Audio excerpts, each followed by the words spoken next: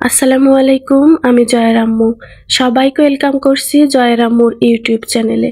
কাছে দূরে যে যেখানে বসে আমার আজকের ভিডিওটি দেখছেন, আশা করছি আল্লাহর অশেষ রহমতে সবাই অনেক বেশি ভালো আছেন এবং সুস্থ আছেন। আলহামদুলিল্লাহ, আমিও আল্লাহর রহমতে বেশ ভালো আছি। গতদিন রাতের বেলা জয়ের বাবা দুটা বালিশ এনেছিল। আমরা এতদিন যে বালিশগুলা ব্যবহার করেছি অনেক শক্ত ছিল, যার কারণে মাথার সমস্যা হচ্ছিল আমার আর জয়ের বেশি। জয়ের বাবার কোনো সমস্যা হচ্ছিল না। তো এই তো আমাদের দুজনের জন্য দুটা বালিশ নিয়ে আসছে। বালিশগুলা এত নরম, একটা প্যাকেটে করে নিয়ে আসছিল। আমরা তো প্রথমে বুঝতেই পারি নাই যে এই বালিশগুলা ফুলে এত বড় হয়ে যাবে। বালিশ দুইটা পেয়ে কিন্তু আমার জয় অনেক খুশি হয়েছিল, কারণ ও অনেক দিন ধরেই বলছিল বাবা আমাকে দুইটা নরম বালিশ এনে দাও।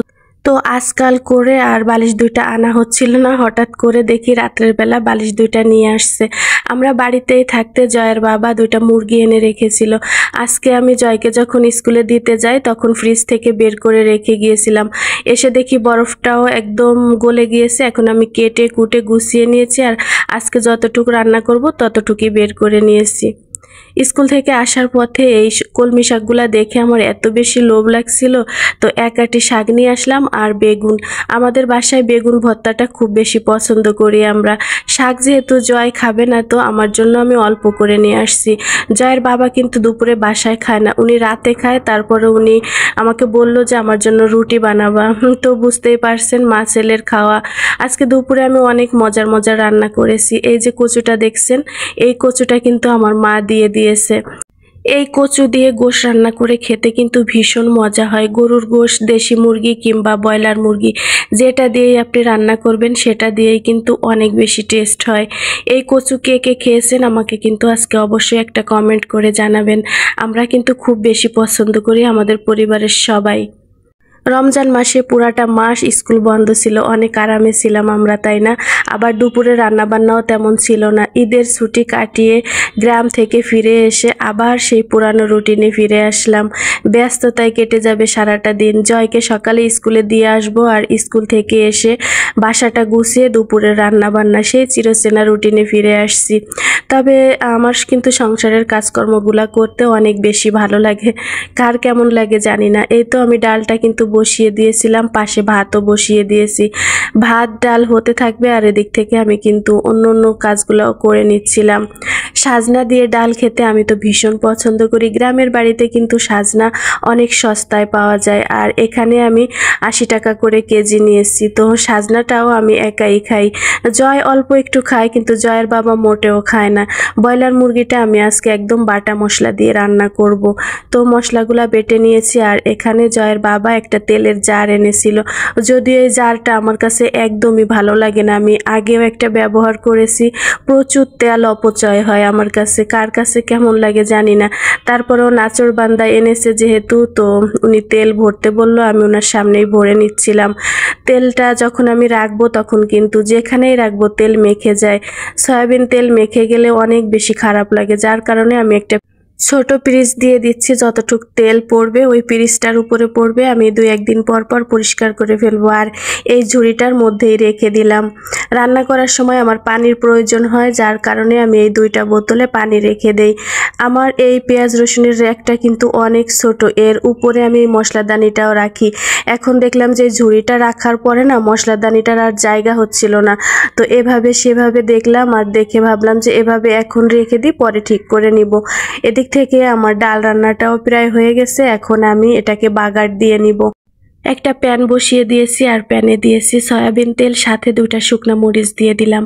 শুকনা মরিচ যে কোনো বাগারে দিলে কিন্তু অনেক বেশি ঘ্রাণ বের হয়। সাথে দিয়ে দিয়েছি রসুন কুচি আর পেঁয়াজ কুচি। রসুনের পরিমাণটা একটু বেশি দিয়েছি, আর এখন আমি এটাকে ব্রাউন কালার করে ভেজে নিব। ব্রাউন কালার হয়ে গেলে আমি একটু গোটা জিরা দিয়ে দিব। গোটা জিরা দিয়ে ডাল বাগার দিলে কিন্তু অনেক বেশি ভালো লাগে। এই তো এখন আমি ডালের ভিতরে দিয়ে দিব, আর নেড়ে চেড়ে নামিয়ে নিলাম। নিলেই আমার সাজনা দিয়ে ডাল রান্না একদম রেডি হয়ে গেছে। দুপুরবেলা গরম ভাত দিয়ে খেতে কিন্তু আমার অনেক বেশি ভালো লেগেছিল। আর এদিকে আমি ব্রয়লার মুরগিটাও রান্না করে ফেলবো। এই কড়াইটা আমি একদম কালো করে ফেলবো সেই চিন্তা করেছি। অনেককেই দেখি যে কালো কড়াইতে রান্না করে, আমার এত বেশি ভালো লাগে। আমার সবগুলা কড়াই কিন্তু একদম সাদা সাদা, তো আমি এটাকে একদম কালো করে ফেলবো সেই চিন্তা করেছি। 4-5টা সাদা থাকবে, আবার কড়াইয়ের নিচেটাও কিন্তু সাদা থাকবে। ব্রয়লার মুরগি রান্না করার জন্য পেঁয়াজটা ব্রাউন কালার করে ভেজে নিয়ে তারপরে আমি সমস্ত মশলা দিয়েছিলাম। লবণ হলুদ দিয়ে খুব সুন্দর করে মশলাটা কষিয়ে নিব। এখন আমি কেটে ধুয়ে রাখা গোশগুলা দিয়ে দিব। গোশের পিস আমি সবসময় একটু বড় করে রাখি, এতে করেই আমার অনেক বেশি ভালো লাগে। মশলার সাথে গোশটা খুব সুন্দর করে কষিয়ে নিব। দেখেই কিন্তু বোঝা যাচ্ছে খুব সুন্দর করে কষানো হয়ে গেছে, তেল উপরে চলে আসছে। এই পর্যায়ে আমি কচুগুলা দিয়ে দিব। আর কচুটা কিন্তু খুব সুন্দর করে ধুতে হবে, কয়েকবার পানি পাল্টে পাল্টে একটু লবণ দিয়ে ধুয়ে নিলে আরও বেশি ভালো হয়। তো গোশের সাথে খুব সুন্দর করে কষিয়ে নিয়েছিলাম, তারপরে পানি দিয়ে আমি ব্রয়লার মুরগিটা একদম রান্না করে নিয়েছি। কচুগুলা কিন্তু দেখেই বোঝা যাচ্ছে এত সুন্দর সিদ্ধ হয়, মানে কি বলবো আর, খেতে এত বেশি ভালো লাগে, আপনারা না খেলে বুঝবেন না। তো এই তো আমার মুরগির গোশটা রান্না করা হয়ে গেছে। এখন আমি চুলাটা বন্ধ করে দিব, কারণ এটা ঠান্ডা হয়ে গেলে না ঝোলটা আরও টেনে নিয়ে যাবে। আর আমাদের বাসায় ঝোল তরকারিটা একটু বেশি পছন্দ করে বাপ ছেলে। দুপুরে রান্নাবান্না শেষ করে নিয়েছি, আর এখন টেবিলটাও গুছিয়ে নিব। জয় আসবে প্রায় 3:30 বেজে যাবে, তো জয় আসলে দুপুরের খাবারটা খাবো ইনশাল্লাহ।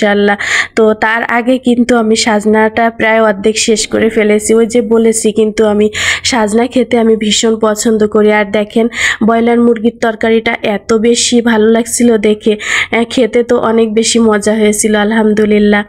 তো আমি কথা বলতে বলতে ভিডিওর একদম শেষ পর্যায়ে চলে আসছি। আমার কথার মাঝে কিন্তু অনেক ভুল ত্রুটি আছে, প্লিজ সবাই ক্ষমা সুন্দর দৃষ্টিতে দেখবেন, ছোট বোনটার পাশে থাকবেন, আমাদের জন্য দোয়া করবেন। আপনাদের জন্য রইল অনেক দোয়া এবং